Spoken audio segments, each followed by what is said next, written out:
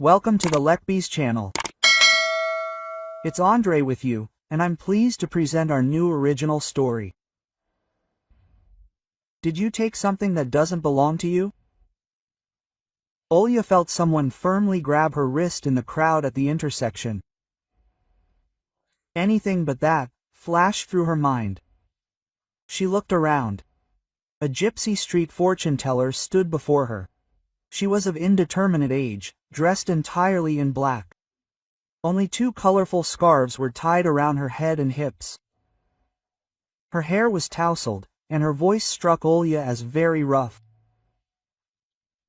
She often encountered this gypsy woman on this street in the evenings on her way home from the hospital where she worked as a nurse, but she never spoke to her. Now, too, she was trudging home after a 12-hour shift, tired, sleepy, and disheveled. All she wanted was to fall face first into the pillow and fall asleep, but then this gypsy woman pestered her. "What do you want?" Olya asked. "This thing." The gypsy pointed a bony finger at what Olya tried to hide behind her back. "It's yours, better not take it home." Quote. Olya blushed. It was a good thing the traffic light turned green and the people around her dispersed. She and the gypsy were left alone on this side of the street. "I found it. If it's yours, I'll return it." Quote. She held up a children's school bag in front of her, blue, with pink trim and a picture of a pony in the middle, slightly dirty and wrinkled. "This thing has an owner. It's not nice to take someone else's," the gypsy woman said. Olya was starting to get angry. She had already had a hard day. A patient accused her of being rude to her, confusing her with another nurse, and complained to management. While they were trying to figure out who was right and who was wrong, Olya managed to get a dressing down from the head doctors. Of course, they apologized to her later, but her day was ruined. Besides, she got her salary and again without the bonus she had been so looking forward to, wondering how she would survive on these pennies until next month. And then the gypsy decided to accuse her, clutching at that wretched backpack. "You know," Olya answered sharply. "I didn't steal it, I just found it in the hospital courtyard. It was lying near the trash, and I figured it had been thrown out. So I took it. My daughter starts first grade in September, and I thought I could clean and repair this backpack and not buy a new one, because new ones are very expensive, and I don't have the money. I work as a nurse and pay rent. I have a 6-year-old daughter, and no one helps me with her. Do you think I'm happy that I can't provide her with everything she needs? Is it really such a crime to pick up something off the street? If someone needed it, there was no need to leave it where it was." "That's not what I meant," the fortune teller said calmly after listening to her finish. "Bring someone else's thing home. Why do you need other people's troubles? I see you have enough of your own. Better look inside." After these words, the gypsy quickly took a few steps back and disappeared into the crowd of people who had arrived again. Olya thought about her words the entire way. Approaching her entrance, she finally decided to follow the advice and look inside the backpack before carrying it into the house. It was a warm summer evening. The sun hadn't set yet, and the bench in front of the entrance was empty. Olya sat down on it, placed the backpack in front of her, and unzipped the zipper with the broken pull.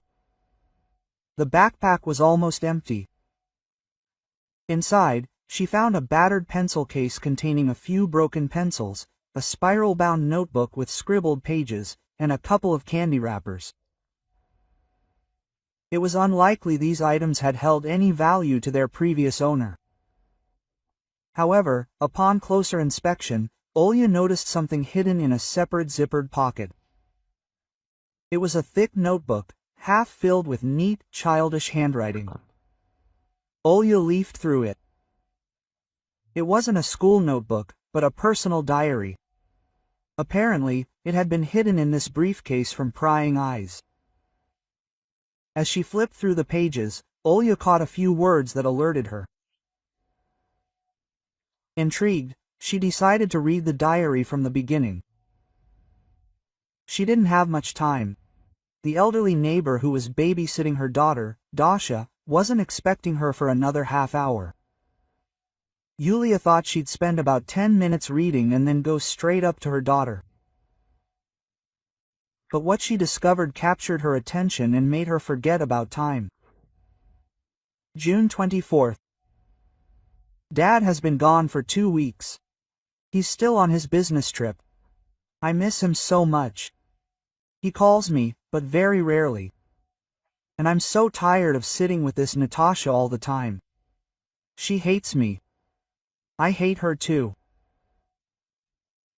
She feigns love in front of Dad, but when he leaves, she immediately changes, becomes a different person, immediately makes me do all the housework, even though there's a housekeeper at home. Why should I wash the dishes if there's a dishwasher? But no, she yells. As a child, I did everything my parents told me to do and didn't ask questions. I didn't have a dishwasher. I washed the dishes by hand, and also did laundry, mopped the floors, and went to the store. And you will do it too. I know she's lying, and Dad never makes me clean. We have 3 floors, and cleaning takes the whole day. That's how my holidays are spent. Only on those rare days when Dad is home do I get to walk around the city. Vika and Nastya haven't invited me out with them for a long time. They think I don't want to be friends with them, and that Natasha won't let me go anywhere. I hate Dad's job. What do we need all this money for if we never see each other? It would be better if we were poor. But Dad would always be home and would understand what a witch Natasha is. Then he would definitely kick her out. June 26th. Today Dad came for 3 whole days. I'm so happy. He brought me lots of boxes of chocolates and a music box from Austria. The chocolates are delicious. I ate half of them right away, and tomorrow I'll eat the rest. And let that Natasha say they're unhealthy all she wants. She herself doesn't eat anything at all so as not to gain weight. Of course, if you sit like she does, on the couch watching TV or by the pool all day, you'll gain weight. And in the evening, Dad and I are going to ride bikes along the embankment. He promised me this a long time ago. When Natasha found out about it, she almost exploded with anger. She wanted to go to a restaurant with Dad without me. We invited her to come with us, but she said that she couldn't wear her diamonds and new shoes on the embankment. Well, let her stay home alone, it's calmer without her. And Dad and I will ride to the lake and collect shells and ride back in the dark. It will be wonderful. June 29th. Well, Dad is gone again. In these 3 days, we managed to visit a lot of places. After the trip to the lake, the next day we went to a cafe, I ate pizza and cake. And in the evening, Dad gave me some money and sent me to the cinema with Aunt Lena and Artyom. I really liked the cartoon. And on the 3rd day, Dad and I went boating on the river. It was very beautiful there. There was only one bad thing. Natasha was with us. She sat there unhappy all the time. The sun was blazing, the water was splashing, there was a draft. She was the only thing that distracted Dad. In the end, they had a fight. She ruined our whole day. And then today, Dad left. There was a celebration in the square today, and Dad let me go. But as soon as he left, Natasha said I wasn't going anywhere. She locked all the doors and the gate, saying it was because of me. She and Dad had a fight, and she wouldn't forgive me. She made me clean all day again, while she locked herself in the kitchen and did something there. Only during the day did she call me in to eat and gave me some disgusting soup. Dad has been suggesting we hire a cook for a while now, so why does she cook herself? I had to eat. There was nothing else anyway. I called Dad and told him about her. He doesn't believe me. He told me to listen to her. Of course, in front of him, she plays the perfect mother. although I can't bring myself to call her mother. If my mother were alive, everything would be different. It's such a shame I don't remember her. She died when I was very little. My grandfather says my mother was a bad wife, poor, and an orphan. I don't even know almost anything about her life. If she was an orphan, then she probably had as bad a childhood as I did. She probably lived with some evil stepmother too. How I wish I could see her, even for a minute. When Dad married Natasha, I was happy. I thought she would be my mother. I even gave her flowers for the wedding, which I grew especially for her, so she would like it. But it didn't happen. She's jealous that Dad spends time with me and not with her. I understand everything. If I weren't here, Dad would be with her. I'm in her way. She doesn't even try to hide it. And when we're alone, she takes it out on me, ruining my life. As if that would make things any easier for her. I don't mind Dad spending time with her. But when the three of us are alone, she always ruins everything. She can start a scene for no reason, get offended, and not talk to anyone. Dad then has to apologize profusely, and he himself doesn't understand why. Why did this? She's just terrible. Natasha calls me a robot, even though I have a dad. She says that no one needs me, and that Dad only keeps me in the house out of pity. And if she had her way, she would have sent me to some boarding school a long time ago. She says that her parents bought our house, and I'm a nobody here. Although Dad says the house is shared. Anyway, Dad left, and dark days began. I wish he could find himself a new wife on his business trip, at least a normal one, but he would have kicked out this. July 1st. Dad is still not here. I've been feeling bad all day today. I'm lying in my room, my head is spinning, I can't get up. It's hot outside. Natasha said it's sunstroke. It's weird, because I haven't left the house for 2 days. She's not only but also stupid. I can't call Dad because my phone is on the first floor.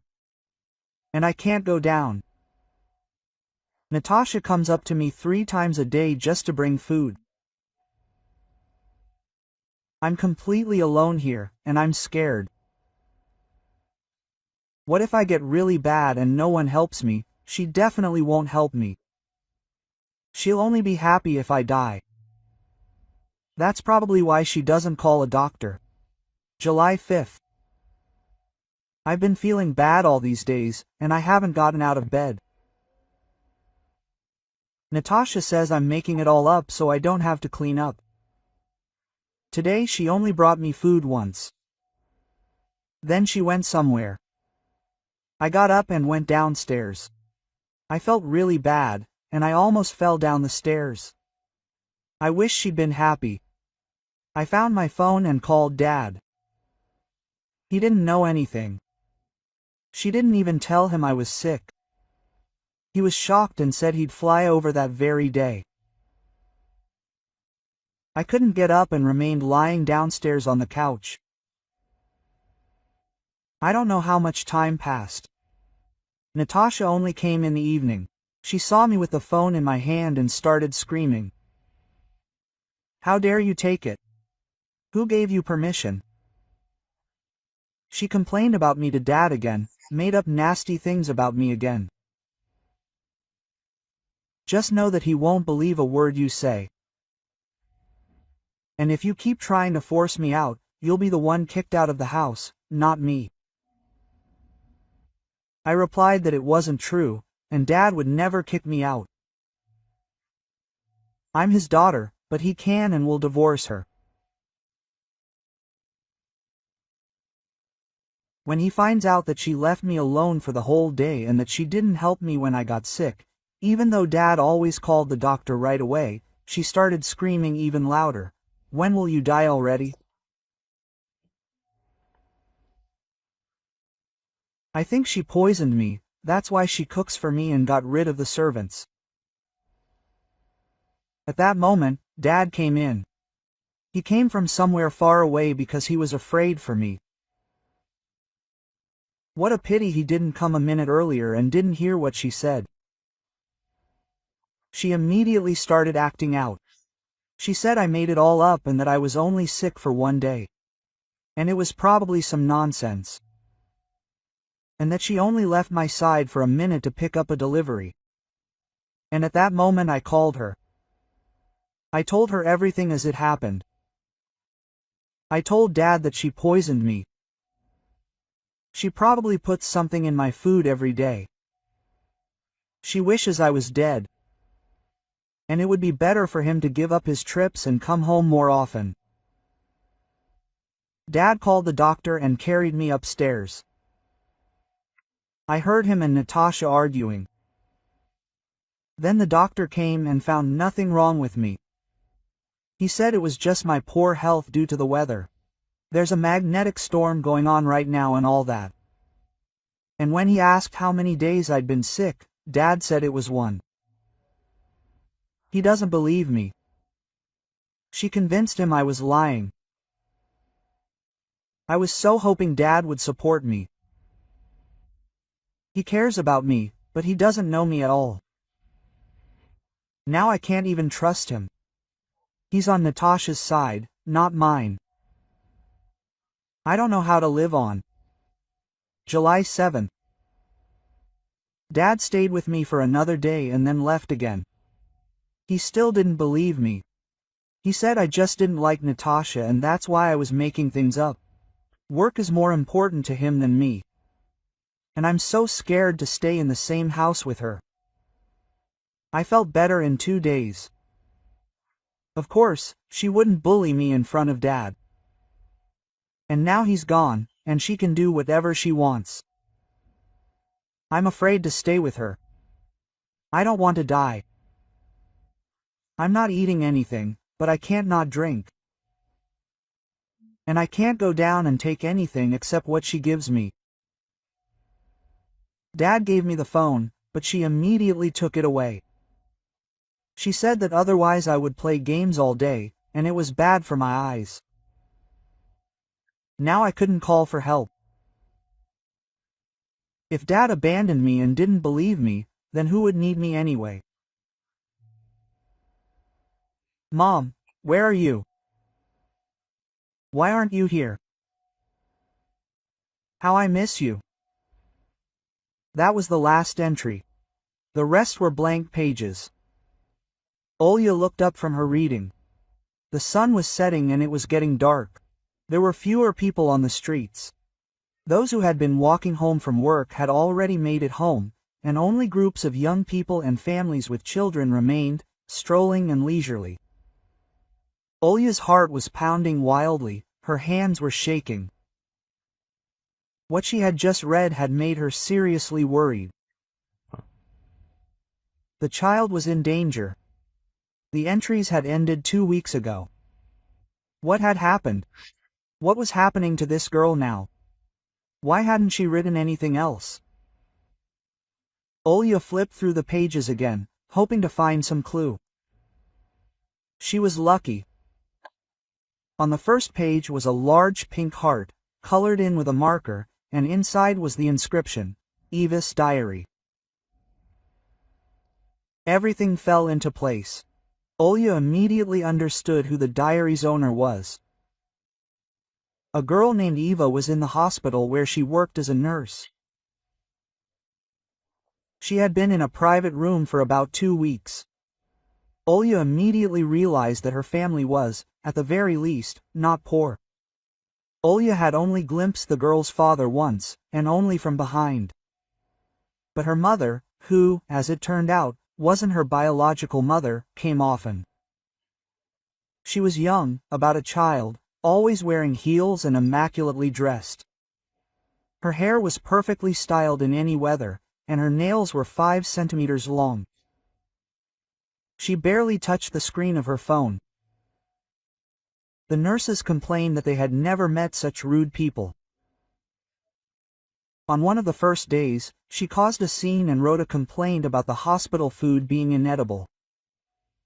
Since then, Eva hasn't eaten at the hospital. A courier delivered her food every day. As for Eva herself, she was quiet and unnoticeable.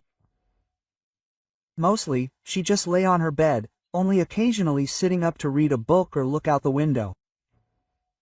Other children weren't allowed to see her, and the door to her room was always closed.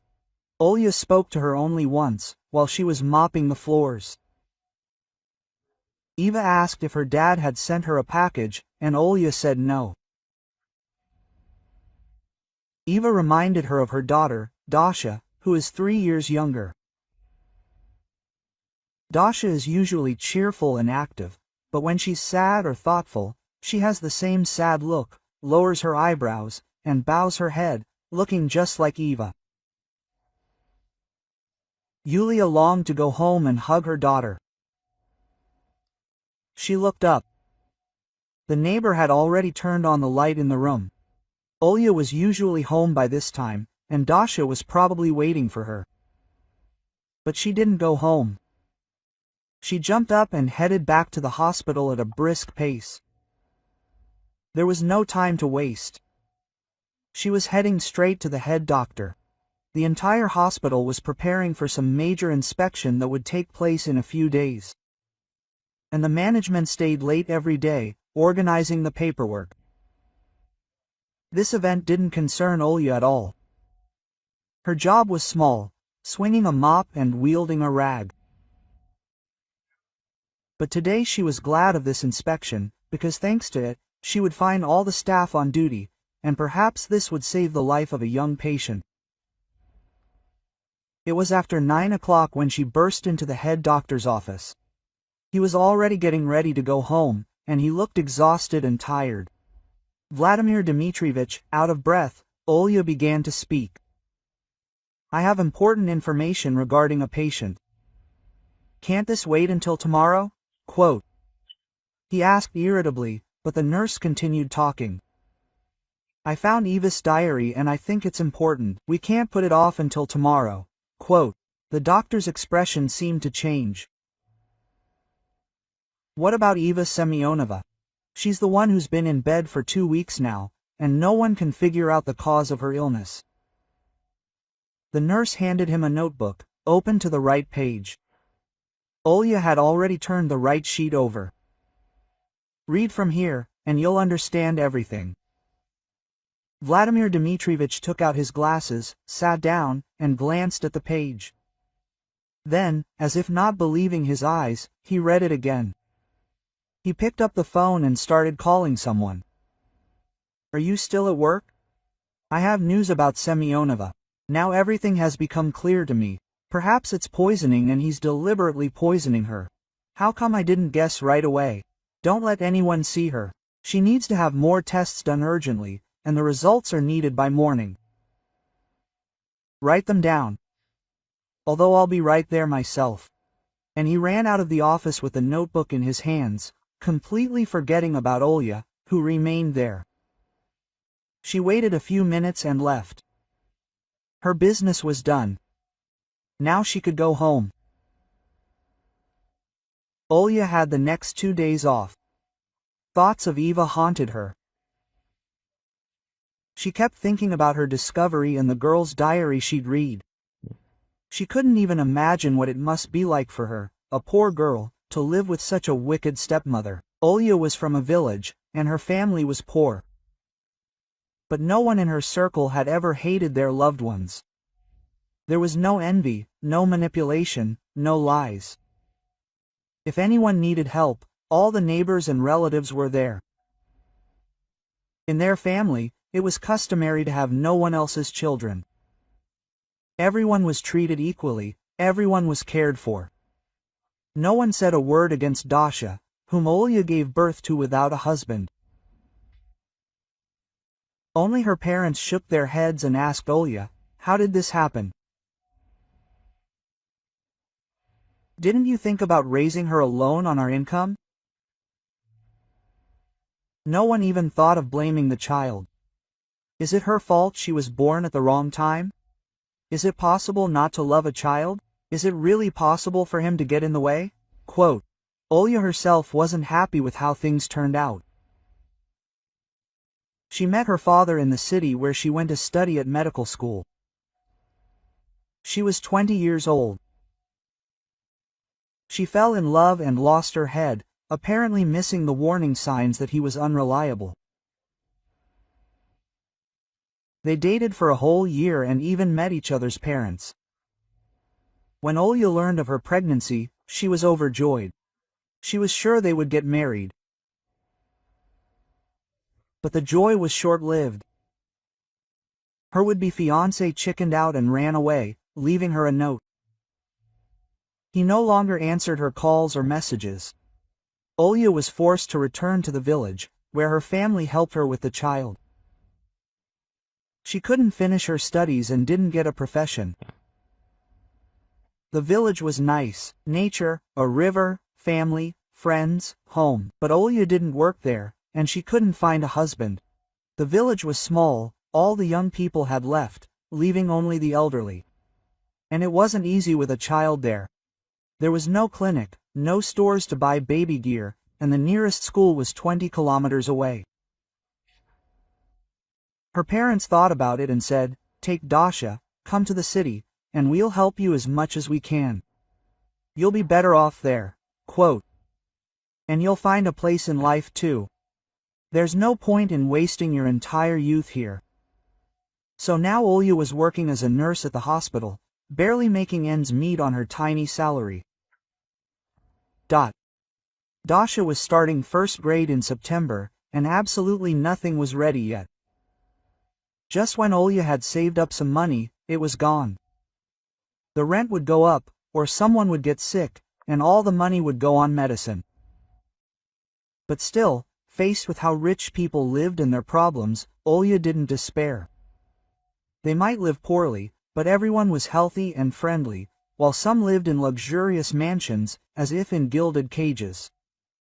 Wealth doesn't always mean happiness. Arriving at work after the weekend, Olya ran into her colleague, another nurse, Lyudmila Vasilyevna, in the cloakroom. There are people who know everything that's going on. Lyudmila Vasilyevna was one of them.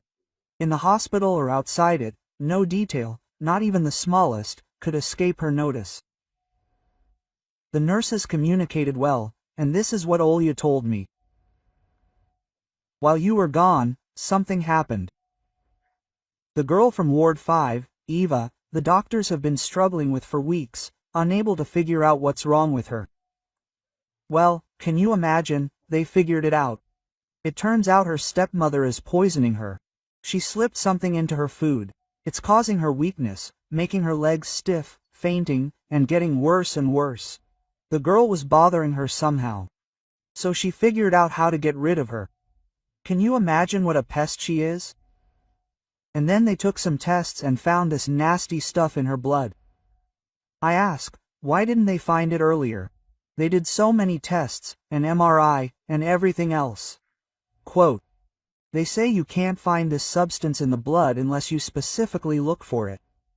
They immediately informed the father and started catching this creature red-handed. They took the food she was sending to the hospital for the girl. They collected everything and set it out on the table. And when she came, her husband was there, saying to her, "There's some extra food of yours. Let's eat it together so it doesn't go to waste." Quote, "Well, she started refusing. He started forcing her, practically shoving it into her mouth. She got seriously scared, and then everything became clear. They sent the food for testing, and everything was confirmed. Indeed, Machak had poisoned the child, adding more and more poison each time. She was arrested immediately, and the police are not fools. They quickly cracked her, and she confessed to everything. The father was furious. I don't know how he didn't strangle her on the spot. Now he sits here in the hospital with his daughter all day. He doesn't leave her side, he keeps apologizing to her. And the girl has come back to life and is already recovering. She would have died soon if they hadn't found out in time. At that moment, the head nurse came up and addressed Olya. Olya, they're waiting for you in the head doctor's office. Don't worry, they're not going to argue. The patient's father is looking for you, he wants to thank you for something. He's been asking about you for 2 days, and this morning he's been waiting. He brought a huge bouquet and maybe he'll give you something else. Take a closer look, he's an interesting man. They say he's very rich and almost divorced. The head nurse gave Olya a sly wink and left. The orderly glanced at herself in the small mirror in a cheap plastic frame hanging on the wall. Her face was rosy from her hasty morning walk, and her hair, pulled back into a neat bun, hadn't yet had time to unravel. However, she hadn't intended to seduce a rich man. She'd already been burned once and had long ago decided that if she ever entered into a relationship, it would only be with people within her own circle. Little did she know that this meeting would hold a surprise she couldn't even imagine.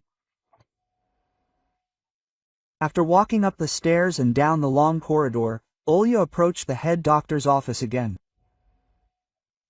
She opened the door and saw a whole delegation waiting for her. Vladimir Dmitrievich himself and the entire hospital management, along with some strangers. A bouquet of flowers sat in a vase on the table. It was truly enormous. But everything she saw faded away for Olya, and ceased to exist when she locked eyes with Eva's father. He was a man of 30, slim and handsome. And although he was dressed modestly, something about him betrayed his wealth.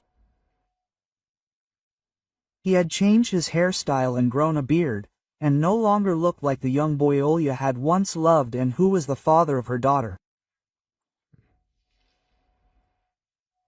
Igor, was all the girl could utter. Olga, is that you? What meeting? So it was you who saved my daughter, he was surprised. She is she, Vladimir Dmitrievich answered for her. Everyone began to applaud. Olya was presented with flowers along with a vase, which she could barely hold in her hands, and was thanked in front of everyone by some kind of certificate on behalf of the hospital. All this seemed like a fog for her. She barely audibly babbled in response something like, "I couldn't do otherwise." All this time, she did not take her eyes off Igor, and he looked at her from under his thick eyebrows. "Why did you disappear then?" he asked her, approaching her when the congratulations were over. "Why did you run away? We could have talked about everything." Quote, "I ran away," Olya was surprised. "You were the one who ran away, abandoned me with a note, and blocked me everywhere. Why would I leave you when I'm pregnant?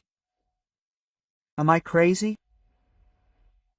It's time for Igor to be surprised. "What do you mean, pregnant?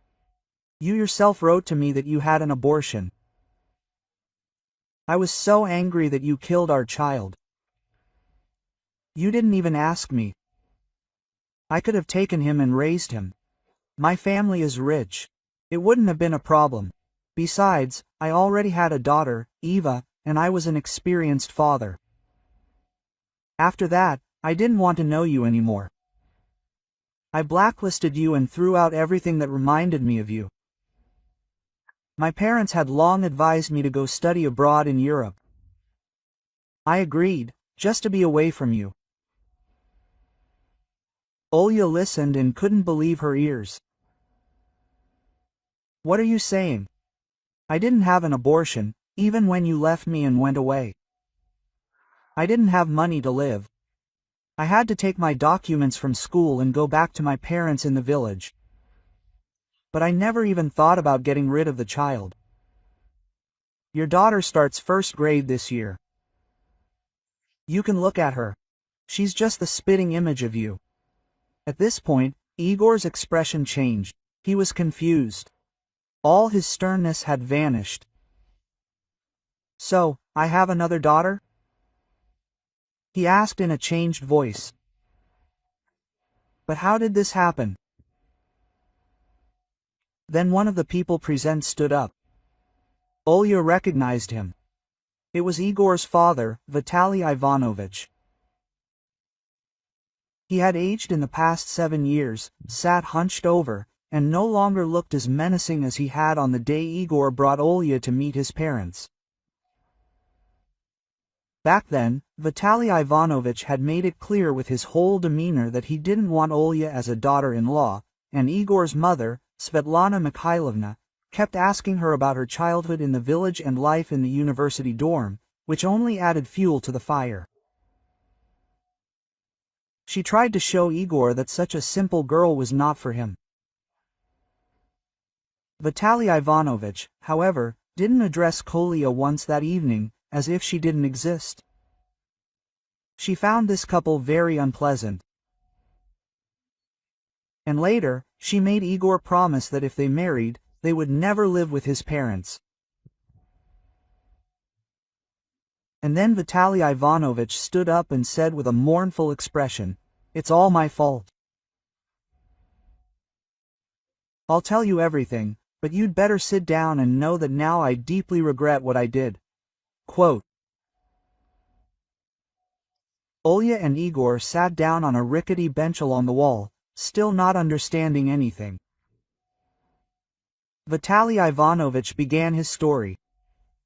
"Our family is wealthy. My father was a businessman, then passed his company on to me. I planned to pass it on to Igor, which I did 4 years ago. We've always moved in the circles of successful and famous people. Everyone around us belongs to high society. And when my only son, at 20, brought home a pregnant bride for the first time, I was very upset. It was Ira, Eva's mother, and she was an orphan from an orphanage, where he had only just managed to find her. His private school only had girls from wealthy families. It turned out he and Irina had been dating since their school days, and we, the parents, had never heard of her. He hid her from us because he knew we wouldn't approve of such a bride without family, without a tribe. But when she became pregnant, he decided to marry her. No amount of persuasion worked. Igor refused to give her money or persuade her to move far away. The wedding was held quickly and quietly. All the neighbors pointed and laughed. Couldn't my son have found someone better? Soon my beautiful granddaughter Eva was born, but tragedy struck. Ira had always had poor health, and after giving birth, she didn't live even a year. I feel so sorry for her. I honestly tried to help, paid the best doctors, but it was all in vain. There were complications incompatible with life, and she died. One way or another, my granddaughter was left an orphan, and my son is free again. Igor remained a widower for 20 years. He studied and raised Eva alone, with the help of numerous nannies and servants. He grieved for a long time, but 3 years later, he brought a girl home again. And guess what? She turned out to be some kind of simpleton again. Does he only like people like that? My mother and I were categorically against Olya, and we did everything we could to turn Igor against her. Now I'm ashamed of the things we said about her. We convinced our son that she was a gold digger. A cunning country girl who only wanted to marry a rich city idiot. Where did we get that idea? It was all made up. We didn't know Olya at all and didn't want to. Igor didn't listen to us. I was terribly angry with him, but now I realize he's a great guy. And I had a girl in mind for him. Natalia was the daughter of my business partner. She had barely turned 18 then. All she cared about was entertainment and clubs. And that's all she wanted in life. But if we could intermarry with her family, I could sign a lucrative contract, and my company would grow exponentially. I wanted that so badly. I was sure a handsome boy like Igor could drag her into the Zaxa. She'd had her eye on him for a long time anyway. If only he'd invite her somewhere, then it would be easy. It wouldn't be hard to arrange a marriage for the children, and the contract was mine. But Igor Natries refused to participate and brought in another laundry girl. When Igor told me she was pregnant, I knew it was all over. Not only would I never get the contract, I'd be laughing at our family again. I could just imagine their faces when they found out my son was getting married again, to someone unknown, and again because he'd gotten pregnant. And then a terrible plan formed in my head. I took Igor on vacation for the weekend so he couldn't talk to Olya, and I wrote to him on her behalf that she'd changed her mind about having a baby and had an abortion. I knew he'd never forgive her. He loved his daughter Eva very much, and he loved the abortion. It was utterly bizarre for him. I'd replaced Olya's phone number in his room with another one beforehand, and he couldn't reach her. Meanwhile, Olya received a note supposedly from Igor, saying he didn't want a baby, that they were breaking up and he was leaving town, and she could do whatever she wanted. Olya couldn't get in touch with him either. I got some of our friends involved in this scam. They confirmed Igor's words for Olya, and everything seemed convincing. When Igor and I returned to the city, she was gone. Igor was after her. He absolutely hated her. At that point, my mother and I started pressuring him to study abroad. He'd previously refused. He was happy here. Besides, he didn't want to leave his daughter for a whole year, but in his frustration, he agreed to leave.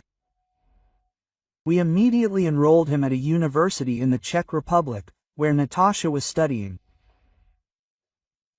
Igor was in a state where he was easily ensnared, which she took advantage of.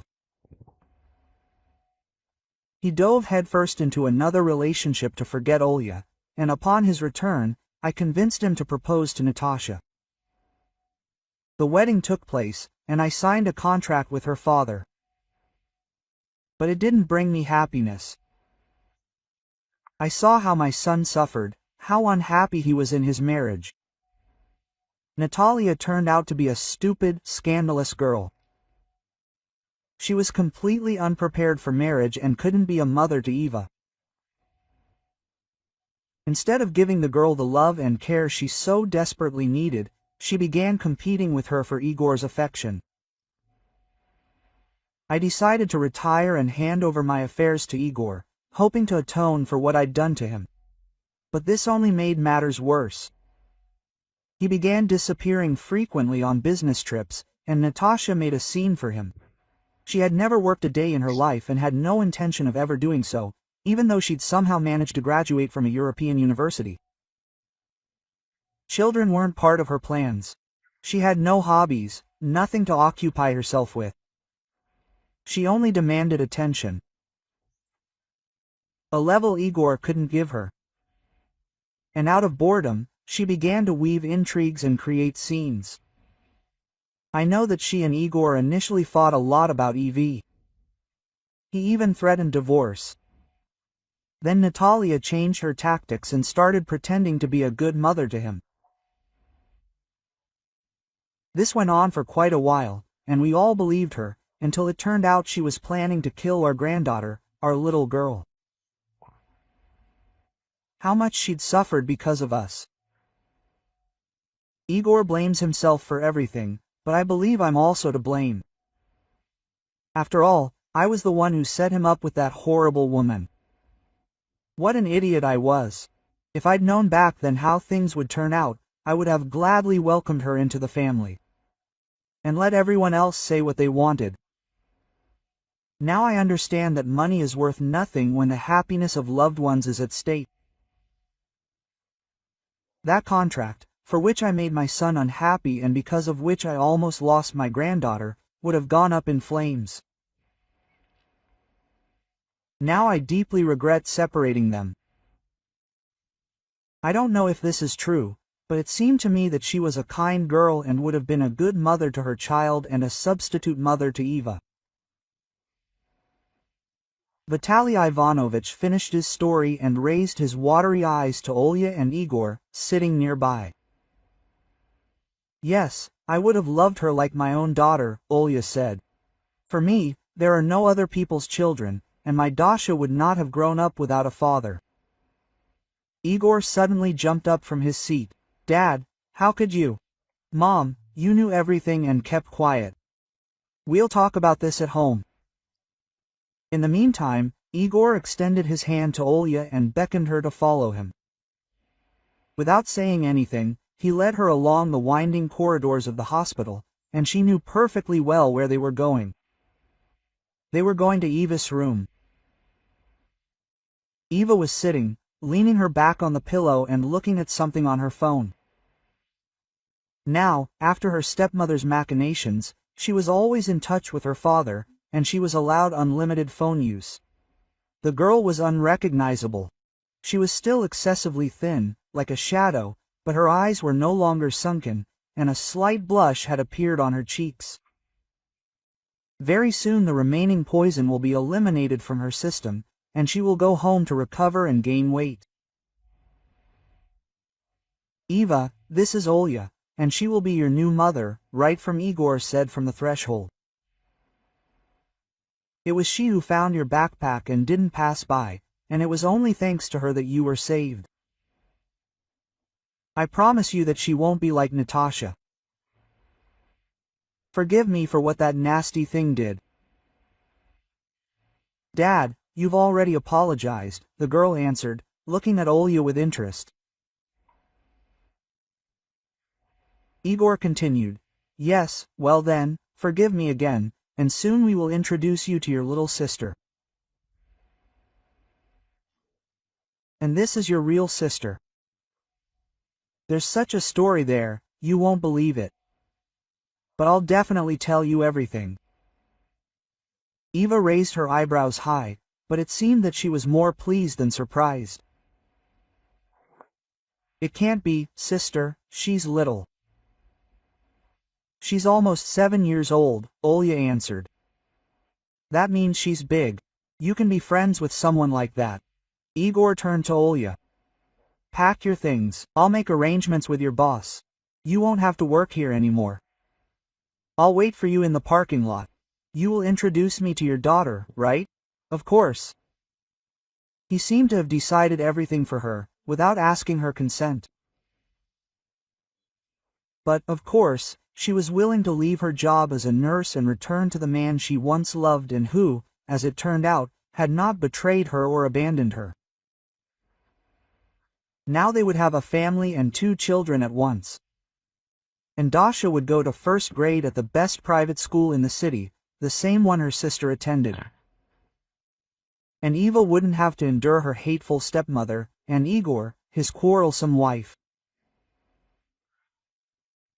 He and Olya would continue where they left off 7 years ago, which meant their wedding and a happy life of love and wealth would soon follow.